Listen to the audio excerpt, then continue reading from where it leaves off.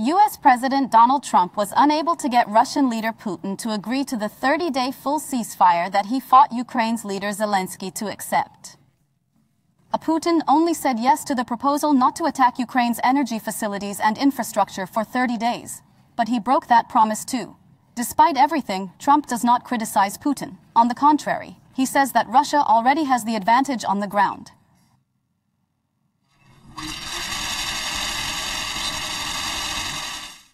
The contact the world has been waiting for has taken place. U.S. President Donald Trump and Russian President Vladimir Putin spoke on the phone about the goal of a ceasefire and lasting peace in Ukraine. The conversation lasted nearly 2.5 hours, but Trump was unable to get Putin to accept his offer of a full 30-day ceasefire, which he had fought Ukrainian President Volodymyr Zelensky to accept. Russia only agreed to a 30-day mutual non-aggression against energy facilities and infrastructure.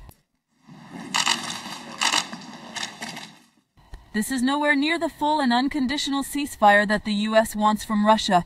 Trump, unlike Zelensky, does not criticize Putin for not accepting what he says. He says we had a great conversation and points out that Russia has the advantage on the ground. It was a great conversation. It lasted almost 2 hours. We talked about many things and sought peace. Russia has the advantage. As you know, they have surrounded about 2,500 Ukrainian soldiers. They are nicely surrounded, and this is not good.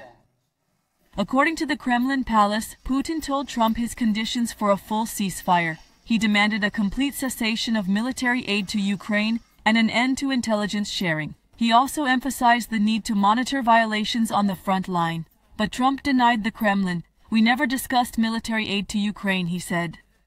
In fact, we never talked about aid. We talked about many things, but aid was never discussed.